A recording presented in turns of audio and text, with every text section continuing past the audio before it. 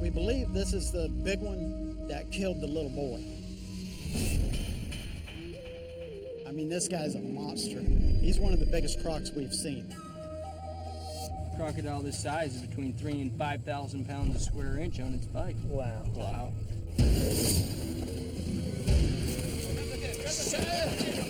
Get this. Line just broke. Line broke. That rope's coming off that snout, guys.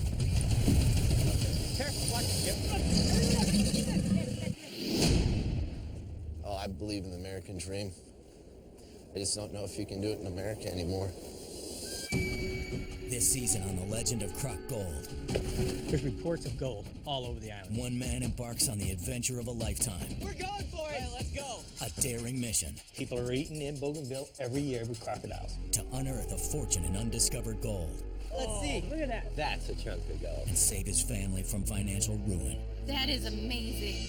In a desperate battle, Damn it, let's get the thing going. Whoa, Farley! a crew of 8 stake their claim on a mysterious island in the middle of the Pacific Ocean Right now it feels like the island is punishing us for being here. and set out to mine legendary rivers of gold Oh my god. set to be guarded by massive man-eating crocodiles. I don't know if they realize the danger that all of us are really in. It's huge. An Alaskan family pushed to the brink. We're not leaving until we get gold in our box tonight. It's not your day to waste. It's all ours. No. You brought us here. On a quest to discover the truth behind the legend of Croc Gold.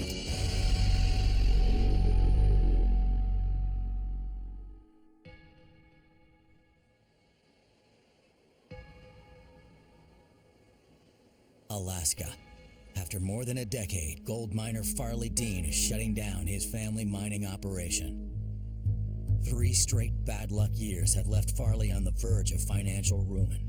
The family business has gone from boom to bust. I've been mining with my kids for over a decade. The fact that we can go to work every day and be together is a big deal.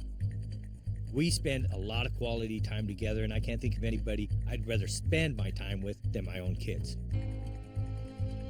Mining is getting more and more difficult in Alaska. More and more regulations, less and less gold. We're not going to sit here and bleed to death financially. We're going to go someplace else. Desperate to save his family business, Farley has taken decisive action to stake a new claim on the other side of the world, on the tiny island of Bougainville, Papua New Guinea. Every year, islanders extract hundreds of thousands of dollars in gold from crocodile-infested rivers using primitive prospecting techniques. But tribal chiefs have invited Farley to be the first foreigner to mine these rivers using modern technology and a modified shark cage in an unprecedented partnership that they hope will unearth millions of dollars in gold. The amount of gold that's coming off the island is all coming out by panning. These guys don't have any equipment to dig a hole. It's all coming right off the surface. Dealing with mostly fleck, or is there nuggets as well? Nuggets. It's phenomenal what they're taking out. But we're going to have to be careful down there. We've got malaria, we have big spiders, crocodiles. It's not going to be easy. How big of a threat is there actually for crocodiles? Like, what are we really talking here? People are eating in Bougainville every year with crocodiles. Once they arrive in Bougainville, the crew will be in a race against time to find gold. Their special visas will only permit them to stay 6 weeks on the island. You know where Grandpa's going to go? Going to go clear down to the other end of the world. But Farley has obtained special permission to arrive 3 weeks earlier and begin laying the groundwork for his daring expedition. Good job. When I first started talking about Bougainville, I knew it was something that my kids could own as a business together. Here, you hand me the shoes, boy. And my grandkids could come down and mine in Bougainville as long as we don't mess it up. You gonna go with Grandpa? Sure we can. Now you're ready to go. Dig for some gold. Well, when Farley started talking about this trip down to Papua New Guinea, people thought he was off his rocker. Guy's crazy. You're gonna get in the water with 25-foot Crocs? But I got 5 kids. If you had a chance to change the lives of your children for the better, all you had to do is wrestle a croc, wouldn't you? Bring it on over here, Meg. That's good. Everything my dad does is crazy. He's a dreamer. He goes big or he doesn't do it. I want you to go over here and back up there and drive back. Part of my role, at least, going down, is to make him stop, think a little bit about what's going on, because he doesn't do that on his own. Rory, you want to see where Daddy's gonna go? The hardest part going down to Papua New Guinea is leaving my family. 2 little girls, it's going to be hard to leave them. Keep coming. Good job, man. The American dream is there for those who are willing to go get it. Nobody's going to hand it to you. It isn't going to fall out of the sky. You have to go get it.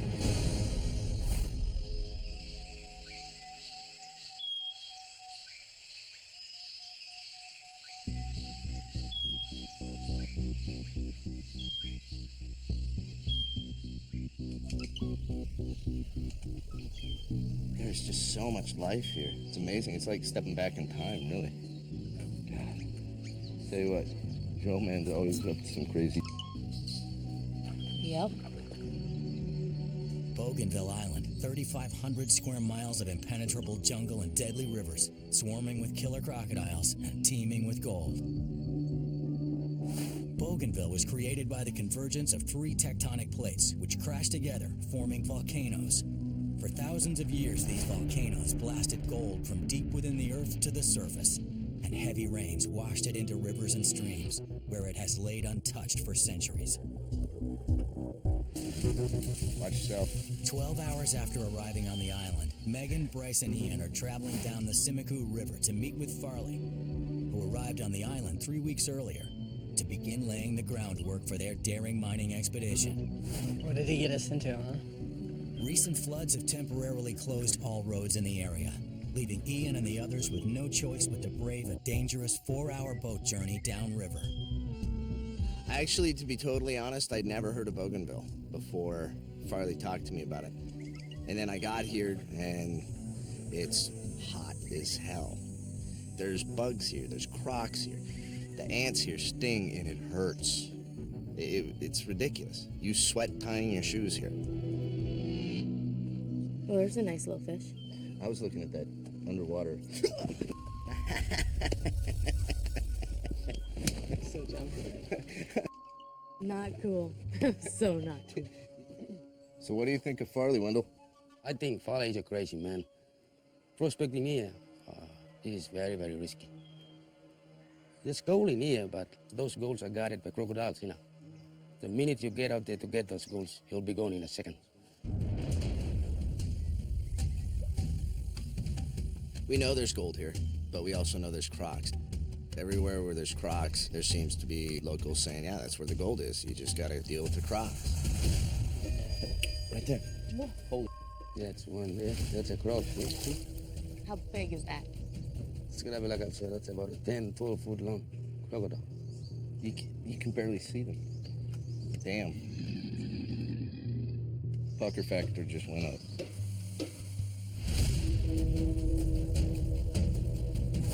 While Ian, Megan, and Bryce head downriver to meet up with Farley, 120 miles to the north, the other 3 members of the expedition crew arrive at the island's cargo port facility. Hey, guys.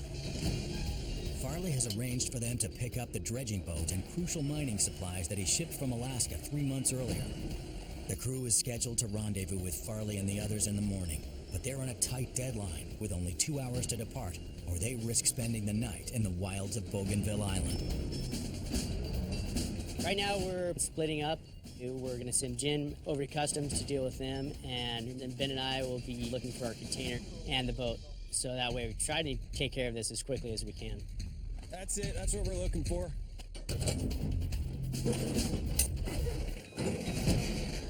Well, there's a lot in here. Yeah, there is. Let's do it because the clock's ticking. Right on. While on Bougainville, Farley's crew will be all but cut off from civilization. Heavy. Yeah. Everything they need for the next 6 weeks, like 2 portable dredges and a modified aluminum shark cage, has been shipped in from Alaska. The man in charge of transporting this precious cargo to base camp is Todd Beach, a 31-year-old boat captain who joined the expedition after being downsized by a California oil company. I started working in the Gulf of Mexico. Oil prices were really high for a long time, so things were really booming. And then in 2013, oil started to fall, and then basically a job kind of eroded under my feet. In this scenario, I want to be a part of something big and get in on the ground floor. The boat and equipment entrusted to Captain Todd and 28-year-old miner Ben Daniels are the cornerstone of Farley's plan to save his family business. Although islanders have been panning Bougainville's shallow creeks for generations, no one has ever prospected the depths of the island's rivers because they are inaccessible and filled with deadly crocodiles. But Farley has brought the first mining dredge to Bougainville, which will allow a diver to vacuum gold from the bottom of deep rivers. This diver will be protected by a 300-pound aluminum shark cage that's been modified for river mining, the only one of its kind in the world. If it works, this ingenious but risky plan could give Farley access to millions of dollars of previously inaccessible gold. But if it fails, it could bankrupt his family, or worse, prove fatal. Are you ready to start towing? Yeah. We got to get it on that hitch. Why don't we chain to the forks and just chain to this? I think all we got is straps. So the trailer that our boat is on has a ball style hitch, and all the available hookups are a pintle style. So they won't work with our trailer right now. We improvised, and I think it's rigged adequately. We're gonna go to the ramp. Take it nice and slow.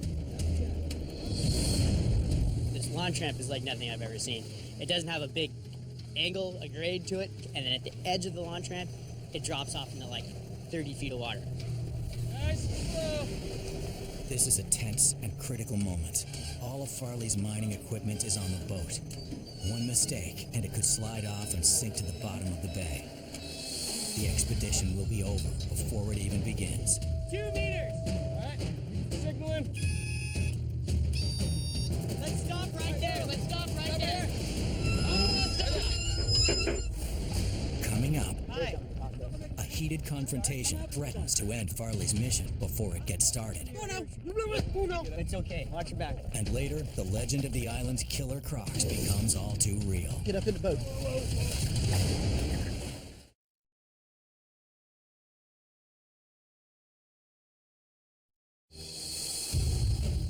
12:30 p.m. It's a make-or-break moment for Captain Todd Beach and Ben Daniels. 2 meters! All right, signaling. Slow, guys. They're attempting to load Farley Dean's dredging boat and advanced gold mining equipment into the ocean. The slightest mistake could end in disaster.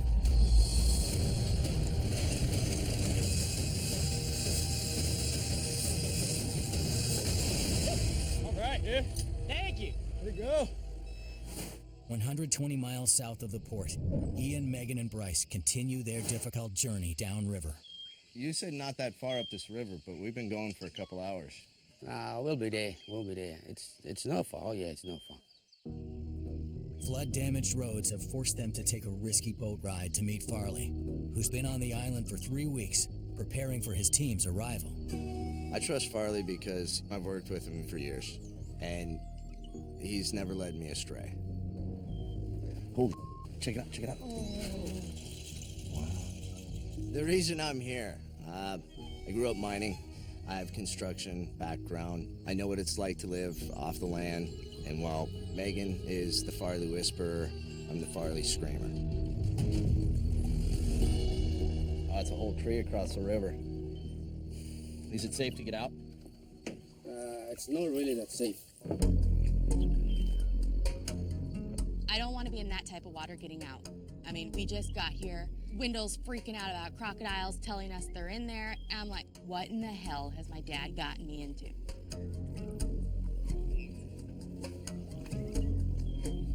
We're not getting over this without getting in the water. Don't mind being in the water. Don't mind leeches. Don't mind insects. But there's man-eaters here.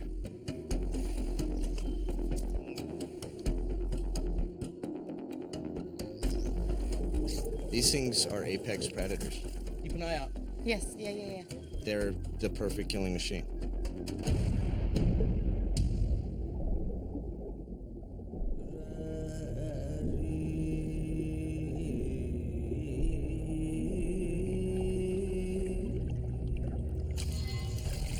All right, you guys, keep an eye out.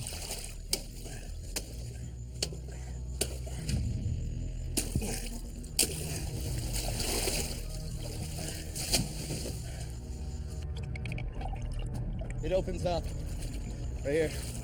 Get in. All right, bring it clear.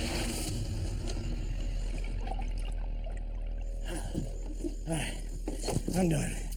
I'm gonna take a nap.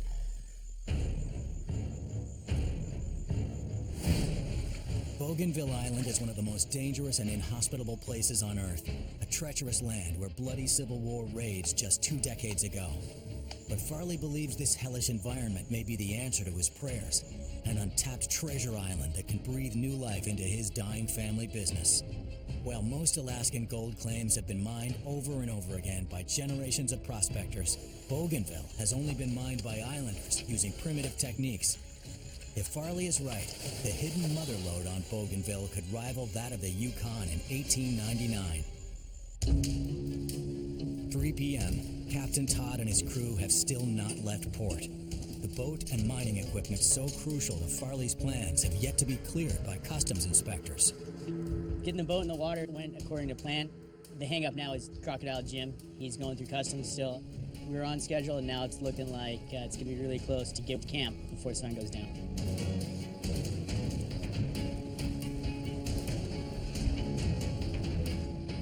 Good to go, guys. 4 hours later. I don't know what was going on with customs. I don't know what the holdup was. Maybe that's just how things are done here. You guys clear? Clear. Very, very frustrating when there's a holdup like that and there's nothing you can do about it. The unexpected delay with customs has cost the crew precious time. They are 2 hours behind schedule and more than 100 miles from base camp. See how deep it is? Looks pretty deep still. Yeah, about 20 feet still. You can see the bottom? Yeah, for sure. Todd and his crew will be forced to find safe harbor and spend the night somewhere in the dangerous waters of Bougainville Island. 60 miles to the south, Megan, Bryce, and Ian have finally arrived at their rendezvous point with Farley. It's low tide here, so we might get up and just give this boat a push and guide through that bridge. All right, let's get on. After the boat ride that we had to go through, wading through crocodile-infested water, the heat, everything, it was an emotional moment for me. There he is. I was the most excited I've been to see my dad, I think, ever in my life. Farley! Hey, Ian. What's going on, brother? All right, man. We zigged when we should have zagged in a couple spots. It was funny to see him unbuttoned with his shirt open like that. I don't know if I've ever seen my dad's chest before. Hey, Maggie. How you doing? Horrible sunburn. That made me worry a bit. Doesn't take care of himself as usual. Woo! Oh, that feels good. How's it going, brother? Hey! It's going great, man. How are you guys? It was great to see the kids after 3 weeks. It's very important to have them here. They're a very essential part of the team. Hi, Maggie. How are you? Besides hot. Glad to be here. My dad did not want to do things with us kids. It's just the way it was. I decided a long time ago I wasn't going to be that way. I was going to have my children more of my life. And so here I am. I'm dragging them clear down here to Bougainville. Everything's been going okay, though? Everything's going great. So what we need to do tonight is we need to hike up to the village, meet with the chiefs. They're all waiting for us. It's a big deal. Farley dragging his children down here does put a lot of pressure on him, but I don't believe he sees it that way. I think he sees it more of bringing his children in on the opportunity of a lifetime. Let's go, guys. Of course, I have doubt. I'm the realist of the group. There's a fair chance that it could be a wild goose chase, but you'll never strike it rich on your front porch. 9 p.m. The boat crew has taken refuge for the night on a tiny island 60 miles north of the expedition's base camp. This unexpected setback has put Farley's entire 6-week plan at risk. If Captain Todd fails to deliver his cargo of crucial mining equipment, Farley's desperate mission to find gold will be stopped dead in its tracks. We decided to stay at this island because we didn't have enough daylight to make it all the way to base camp, and we'll just do the rest of the trip tomorrow. I think it's very early to say whether this will be the most difficult thing I've ever done, but I expect it to be a challenging experience for sure. I haven't done any river piloting other than when I was very young. Probably there's going to be lots of current. Yeah, I hear that, Jim. We got a boat. There's a boat? Yep. We got it. They're coming to talk to us. Hello. Yes. Hi. I'm sorry?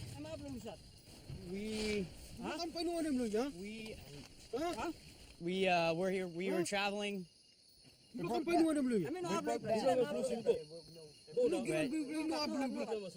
were just here. Okay. We'll go. We'll go.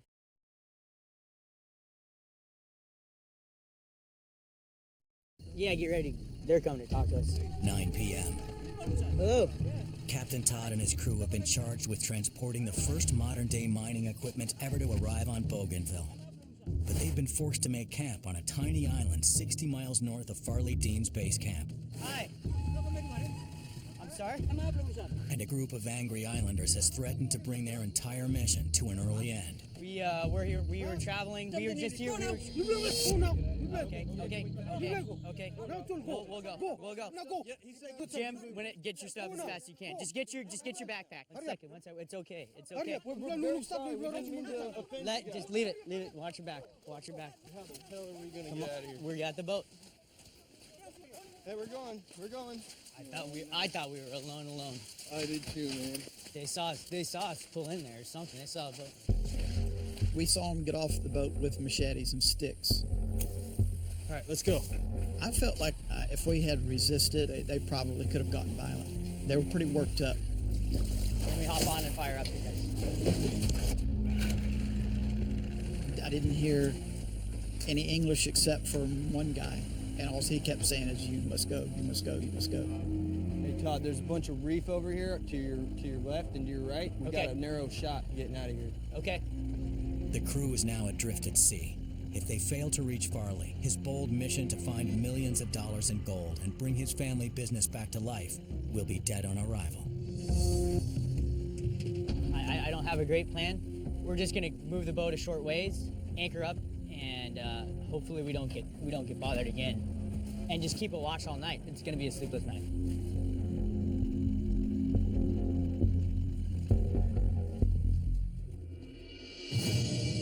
60 miles to the south, Farley and his team have been summoned to meet the tribal chiefs of Bougainville Island. The chiefs, who control all of the land where Farley plans to prospect, have offered no explanation for this unexpected meeting. The chiefs know where the gold is. They're going to take us to the gold. And what the chief says goes. Farley's liaison with the chiefs is General Sam Kaona. Welcome. Thank you, Sam. A Bougainville war hero who's been trying to bring modern mining to the island for years. Good to be back. We haven't met any of the chiefs yet, but we've met with Sam Kaona. Sam's the one that organized this, and he's the go-between between us and the chiefs. And that is a concern that my chiefs who own the land with their people, they do have. In the old days, mining was not in the best interest of the people of Bougainville. The chiefs are going to say a few words of challenge. We do not want the mistakes that happened in the past. Distrust of foreigners by Bougainville locals dates back to 1969, when a large foreign corporation opened a massive copper mine on the island with almost no consultation with the local populace. Over the next 20 years, the foreigners extracted billions of dollars in copper from its enormous mine, and according to locals, left a devastated environment in their wake. By 1988, tensions built to a breaking point. Local tribes banded together and revolted in an attempt to shut down the mine. The rebels fought a bloody 10-year civil war that claimed more than 10,000 lives. Finally, in 1998, the rebel forces claimed victory. The mine was shut down, and total control of mineral rights on Bougainville were officially returned to the island's tribal chiefs and their people. Farley, my chiefs are here now. After 90 minutes, the chiefs finally arrive, and Farley is surprised to learn that several of them now oppose the deal to allow him to mine on Bougainville. His dream of saving his family from financial ruin suddenly hangs in the balance. Let me have the honor of inviting our chief side to stand up and say a few words.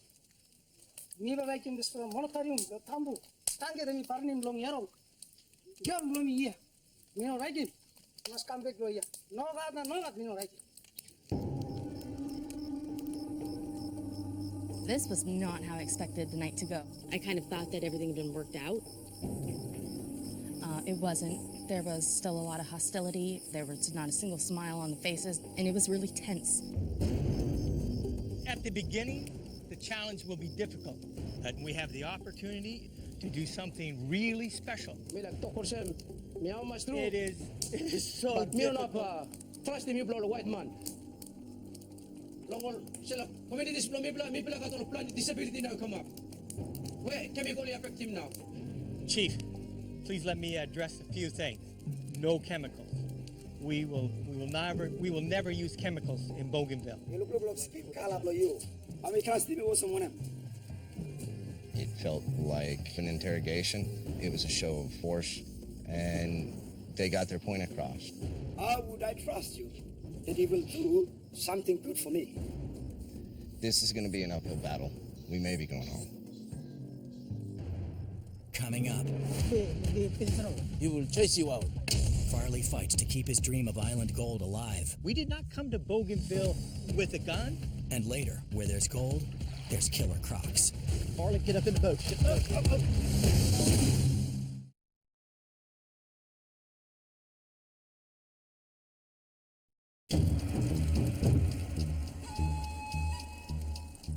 But me not trust him, you blow the white man. Farley Dean's dream to uncover Bougainville Island's legendary fortune in undiscovered gold is teetering on the brink of disaster. A group of Bougainville tribal chiefs have challenged the decision to allow the Alaskan to mine on their island. How would I trust you that he will do something good for me? Farley has only one chance to convince the dissident chiefs to give their okay. If he fails, he and his team will be sent back to Alaska, broke and brokenhearted. I'm thrilled to hear the anger in your voice. It is so important to get it right at the beginning. And yes, we are very white. I am burning white. But we did not come to Bougainville with a gun. We did not come to Bougainville with a corporation. When we come down here, we want to be your partner and not take advantage of your culture or island again. We are giving half of everything we find with our dredge to the local chief. Half. That is unheard of anywhere in the world. We want to help you have better hospitals for your children, better schools for your children, and we know that we are only a tiny step for that. We are here to do what we can, and that is our pledge to you. I don't know if I've ever been so proud of my dad before. He showed the entire island what he was doing, and it came from his heart. But I'm now starting to realize that this might not be as easy as we thought it was, and we might be going home. The chiefs are evenly divided. The final decision now rests solely in the hands of Paramount Chief Michael Ite. Let me have the honor of inviting the most paramount chief, Chief Ite. He alone will decide if Farley's dream to find the island's hidden motherlode will live or die.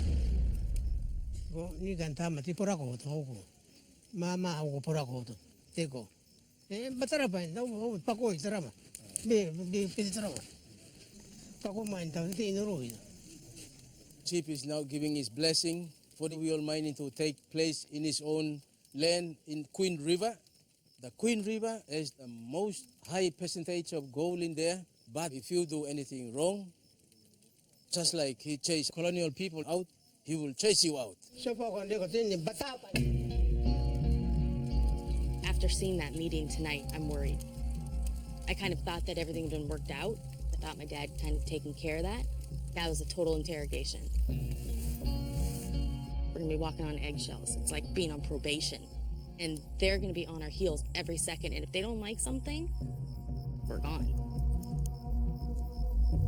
If we're not careful with this, it could crumble. And if that happens, I think it's gonna break my dad's heart. I mean, I've never seen him this invested in something before.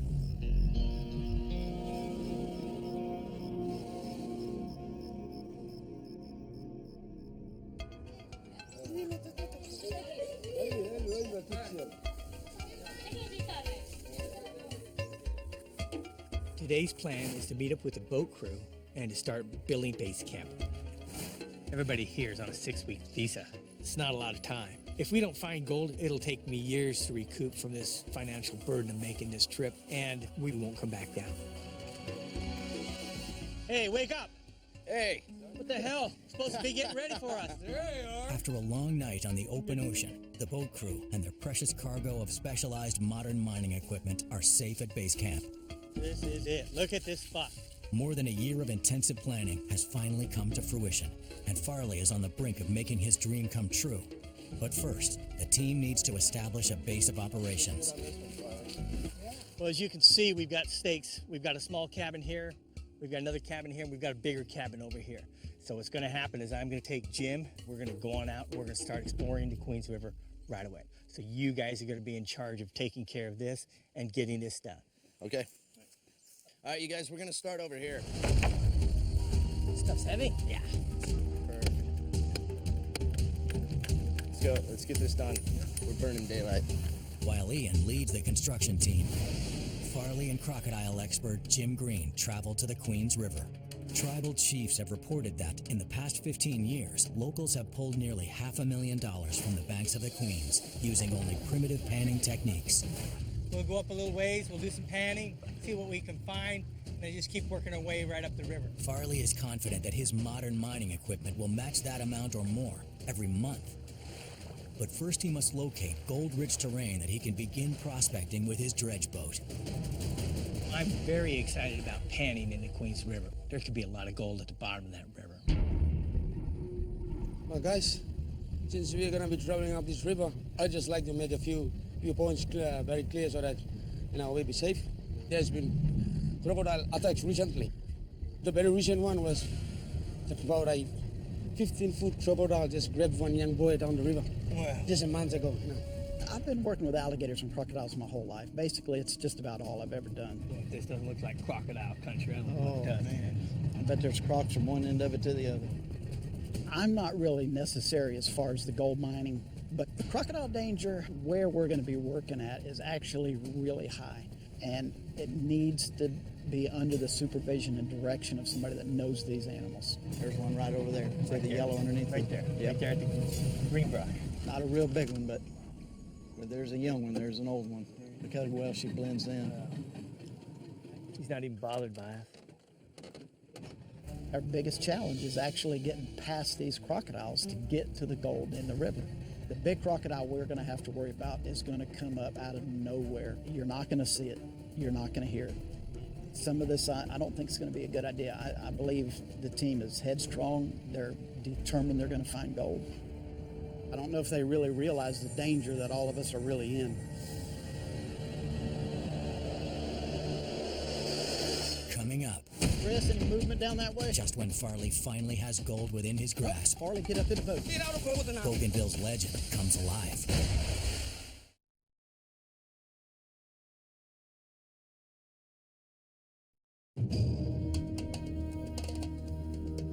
Croc Jim is a nickname I picked up a long time ago. I've been working with crocodiles and alligators for over 40 years, longer than most of the teams have been alive. See how this water's hiding that tree? Big crocs could be underneath there. I grew up doing it and started working with the biologists at a young age. And being born and raised in Florida, I learned from the South Florida Indians, the Seminole and the Miccosukee tribes. It could be 10 or 20 of them in a big curve. We would never even know it. It is a big gamble for me to be here. I left 2 good paying incomes to come on this adventure. So if it doesn't pan out, I'm going to be hurting.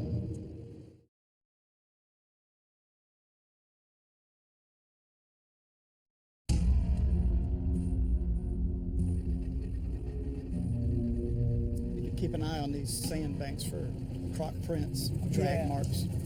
The muddy waters of Bougainville Island's Queens River are shrouded in mystery. And legends of millions of dollars in gold guarded by killer crocodiles.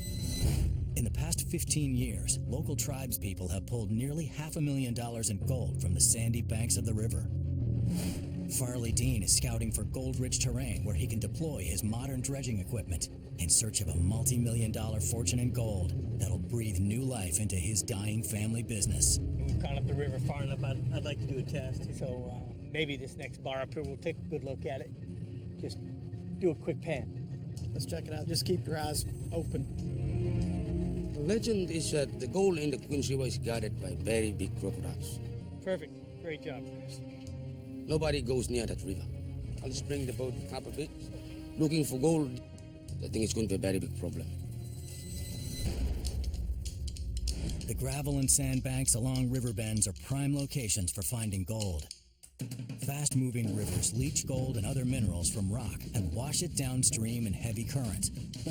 As the silt-filled water flows around a bend, centrifugal force pushes the heavier material, like sand, gravel, and gold, against outcroppings, where it is trapped.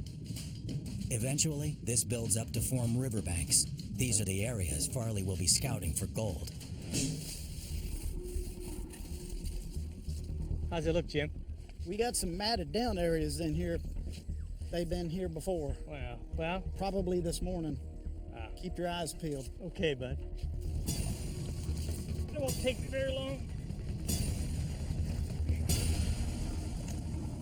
I love Farley to death, but Farley has gold fever. I'm gonna have a peek around in there. He's been here for about 3 weeks ahead of me. He may have got a little bit of complacency about him where he's let his guard down a little bit.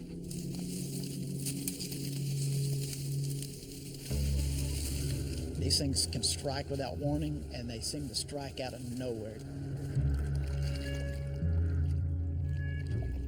You can be panning, everything can be quiet, you don't hear a sound, then all of a sudden they've got a hold of you. Keep a sharp eye, Wendell. That noise he's making and that position he's in is just what they're looking for. So you're saying I'm drawing them in right now, are you? Something small splashing along the bank. Unfortunately, that's a dinner bell to him. Farley's first test pan is a shocking disappointment. Anything yet? Yeah. No nuggets and no flakes. Nothing in there, buddy. Nothing in there. Nothing here. The gold may be nothing more than a tribal legend, and Farley may be on a wild goose chase. We'll find it.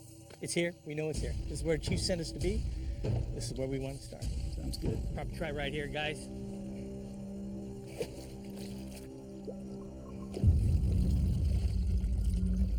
Chris, any movement down that way?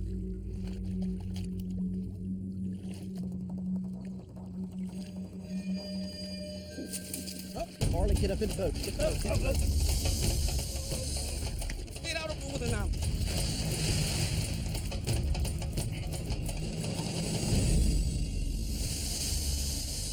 That's about a 7 or 8 footer. She's probably got a nest up there.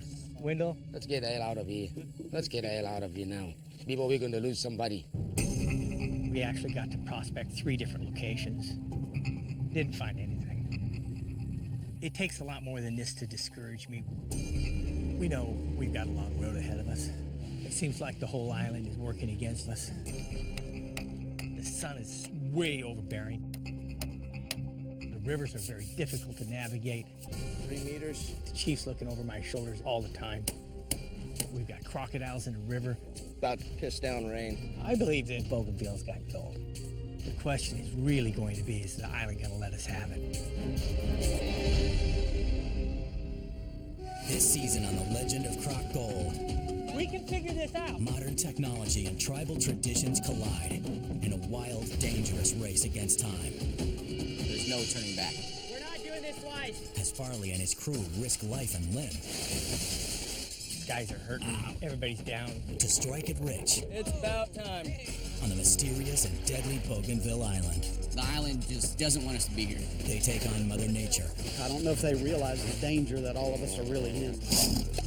Man-eating crocs. Get out of the water now. Quick, quick.